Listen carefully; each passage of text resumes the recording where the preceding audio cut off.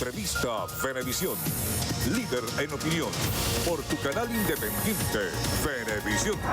Amigos, bienvenidos a Entrevista Venevisión. Con el gusto de siempre les saluda Gregorio Rojas. Hoy nos acompaña en el estudio Oscar Alberto Mesa, doctor en Economía, director del Centro de Documentación y Análisis Social de la Federación Venezolana de Maestros, el CENDAS. Bienvenido.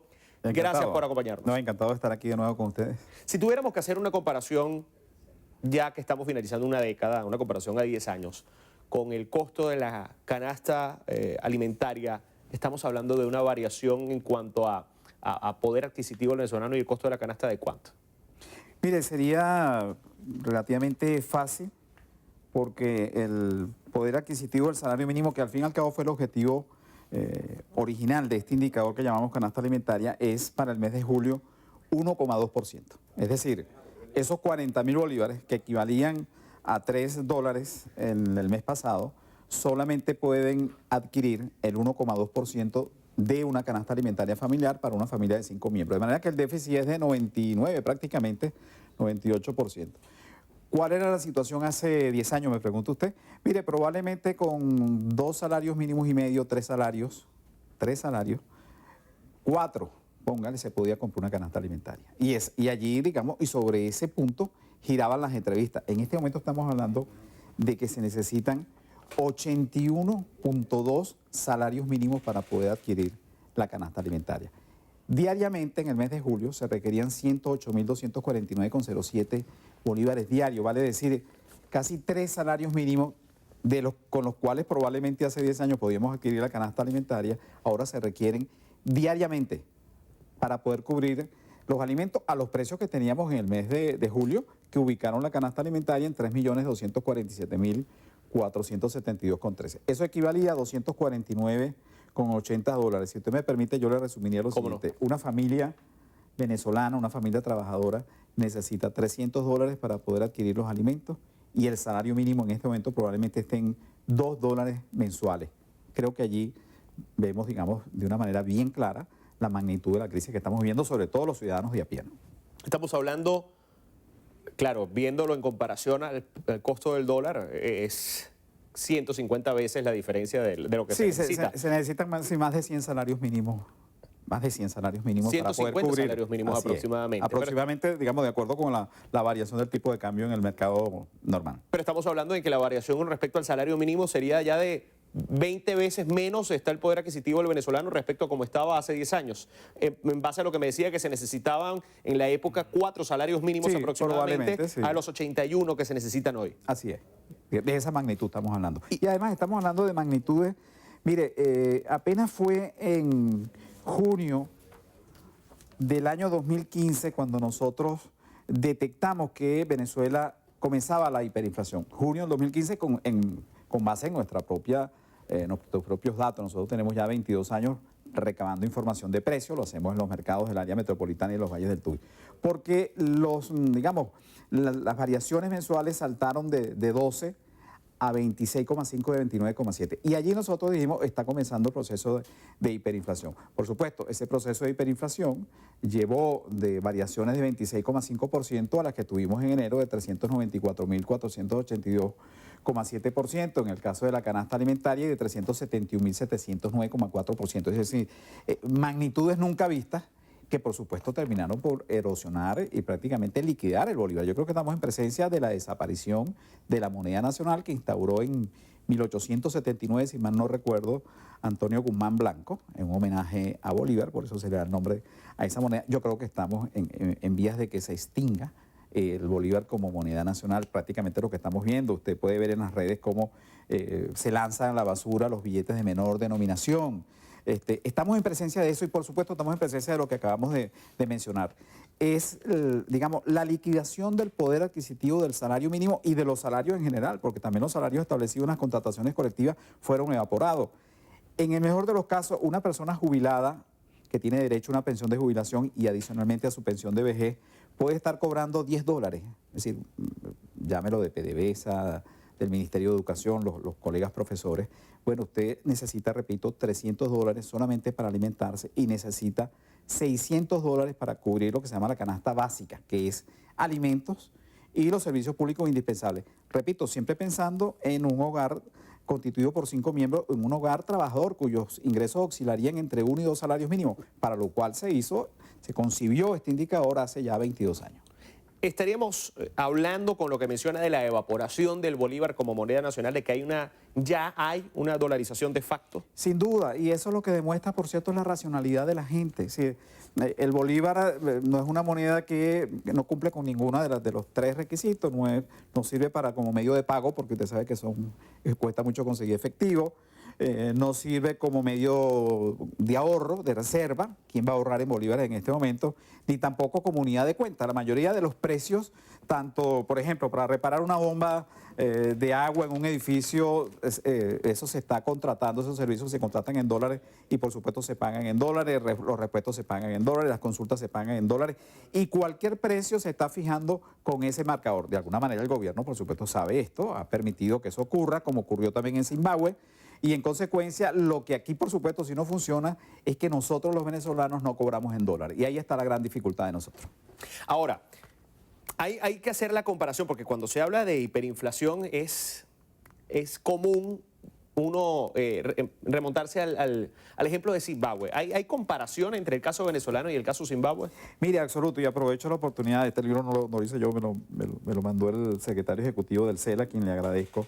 Este es un libro que se llama Cuando el dinero destruye naciones. Está hecho precisamente sobre el proceso de hiperinflación en Zimbabue, que fue mucho más severo del que nosotros estamos viendo aquí, pero se asemeja. De manera que yo lo recomiendo, tiene un epílogo dedicado al caso de Venezuela, esta edición es en español, y ayuda mucho sobre todo a saber cómo hicieron los ciudadanos de Zimbabue para poder de alguna manera enfrentar la hiperinflación. Nos vamos a conseguir allí prácticamente con una réplica de lo que nosotros estamos viendo. ¿Cómo terminó la hiperinflación en Zimbabue? Cuando el propio gobierno dejó de defender su moneda, que era el dólar zimbabuense.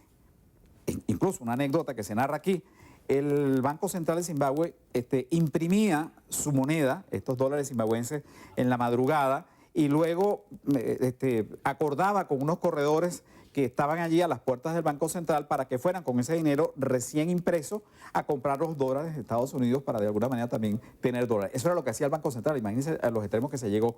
Y por supuesto que lo que se aprende de aquí es, digamos, la tragedia que significa la hiperinflación para un país. Esa moneda desapareció, fue sustituida por el dólar, no porque se tomó una medida de dolarización desde el punto de vista institucional, es decir, como en el caso de Venezuela que pudiera decir, no, el Banco Central decide, no. Una medida espontánea. Gregorio, la moneda es un acuerdo social. Es el acuerdo que hoy te hace incluso el que te puede cuidar el carro. Cualquier persona hoy tasa su servicio en dólares porque la gente no cree en el bolívar. Es racionalidad económica. Yo lo que creo que no deberíamos subestimar al venezolano y el aprendizaje monetario al que hemos sido sometidos. ¿Hay aprendizaje monetario de verdad, doctor? Sin duda, no tengo ninguna duda. En cualquier mercado, y estoy hablando no solamente de los bodegones que han sido una experiencia, sobre todo en el este de la ciudad. En el oeste no hay bodegones, pero en el oeste los precios se están cobrando en dólares. Nosotros en el edificio donde yo vivo tenemos ahora que aportar cada uno $8 para la reparación de una bomba de agua, por decirle algo concreto. Y anteriormente tuvimos que pagar $21 para la reparación del ascensor. Estoy hablando y en Maracaibo tienen que pagar $60, $100 para un cisterna de agua y probablemente me quedo corto con el precio. Es decir, pero también en la zona fronteriza el peso colombiano es una moneda de curso legal. Mire, nosotros apostamos en el Senda es a la libertad monetaria, que esto que ocurre hoy se normalice, que usted pueda ir a un banco y sacar dólares, euros, si los tiene, por supuesto, que pueda pagar en bolívares también. Así que nosotros no estamos apostando a una sustitución de la moneda, pero es obvio que la moneda nacional, el bolívar, ha sido destruida por esta política económica. ¿Cómo ha sido? Suena fuerte la palabra que voy a utilizar de calificativo, pero hemos visto cómo, gracias al fenómeno del bachaqueo, por ejemplo, hay un canibalismo económico, o lo había por lo menos en los primeros años de este fenómeno. Hay un comportamiento acorde a la situación, pensando en el otro, en este momento económicamente hablando, en el venezolano, consciente de la situación que vive el otro, sea cliente o sea dueño de una empresa, de un comercio. Eso ha permitido que, por ejemplo, la harina precocida, que era uno de los productos que se bachaqueaban, usted la puede conseguir hoy en cualquier parte a un precio determinado, o sea, 11, 12, 13. Entonces, me voy a decir, lo puede comprar. Ya no es un producto de los bachaqueros. Eso es lo que demuestra que cuando usted permite una mínima libertad en este caso de precio, una mínima libertad monetaria, esa dolarización de alguna manera también ha permitido estabilizar, entre comillas, los precios. Por supuesto, en la medida en que no hay dólares, como estamos viendo en este momento, obviamente suben también los precios, porque ¿cómo lo trae la gente que va a importar? Además, con todos los esfuerzos que hay que hacer, con todas las alcabalas que hay para importar, bueno, tiene que siempre procurar protegerse. Pero mientras hubo, y eso nosotros lo pudimos demostrar en nuestros gráficos, si usted me permite, ¿Cómo no? en el mes de, fíjese cómo los precios, en nuestra data, los precios bajaron del mes de enero, bajaron incluyendo hasta el mes de julio. Esa es nuestra propia data. Es decir, aquí sin duda hubo un descenso en la velocidad de aumento de los precios.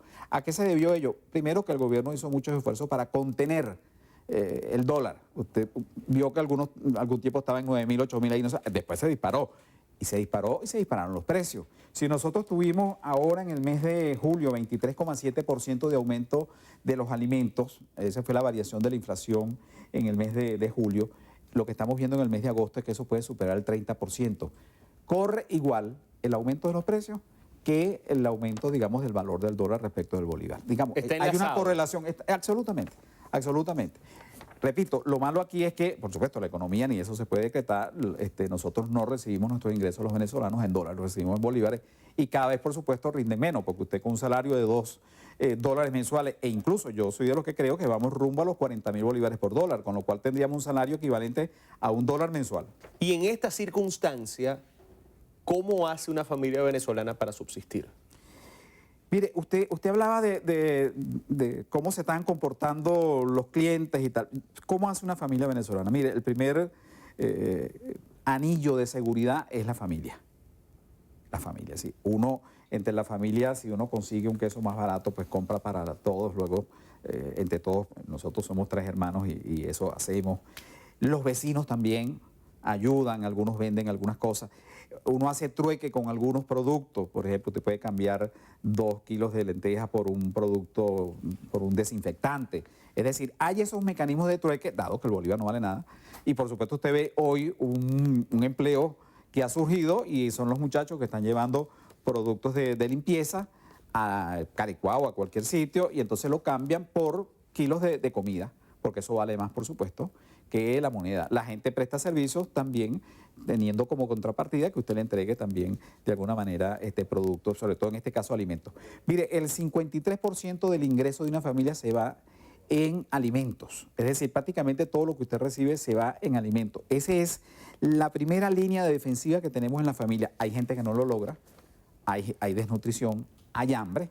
Hay gente que está comiendo 1 o 2 veces al día si acaso y no necesariamente de manera balanceada. Es decir, el desastre, así como se demuestra aquí en el caso de Zimbabue, el desastre humano, el rostro humano de la hiperinflación y de la crisis es el que nosotros luego tendremos que escribir. Nos queda tan solo 1 minuto, menos de 1 minuto. Y yo quiero consultarle esto precisamente con lo que usted menciona del desastre nutricional también que esto acarrea.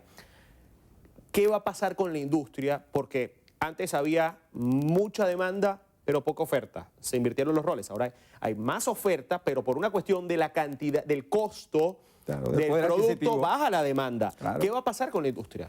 Mire, la industria está, los reportes que recibimos nosotros, sobre todo con la industria, es que prácticamente están funcionando en, digamos, un cuarto de las industrias que existían anteriormente y de ellas no están funcionando a plenitud, por supuesto. No hay esa capacidad, pero además si usted le suma que no hay electricidad, que no hay agua, que no hay transporte. Por supuesto, yo creo que no puede extrañar que el resultado del Producto Interno Bruto, que mide justamente, digamos, es una valoración monetaria de los bienes y servicios que produce un país, pueda descender ahora a finales de este año a 2/3 de pérdida de la riqueza que se comparándolo con el año 2013. Eso es equivalente a un país en situación de guerra. Digo, 2/3, medido por el Fondo Monetario, medido por otras fuentes, digamos, que hacen este tipo de trabajo. Estamos hablando de un país que perdió 2/3 de su riqueza. Ahí están las industrias que no funcionan. Pregúntese ustedes cómo estarán haciendo las empresas en el caso del estado Zulia. ¿En qué situación pueden estar? Cerrando, perdiéndose empleo, perdiéndose salario, perdiéndose también fuentes de ingreso para el gobierno, porque esos son impuestos, de manera que estamos frente a una tragedia, que no es solamente esta tragedia, digamos, microeconómica, la que vivimos en la familia, sino que también es la tragedia que viven los productores que todavía insisten en el país. Gracias por conversar con nosotros. Siempre a la orden, encantado. Estuvo con nosotros Oscar Alberto Mesa, doctor en Economía y director del Centro de Documentación y Análisis Social de la Federación Venezolana de Maestros, SENDAS. Amigos, gracias por acompañarnos. Un fuerte abrazo para todos.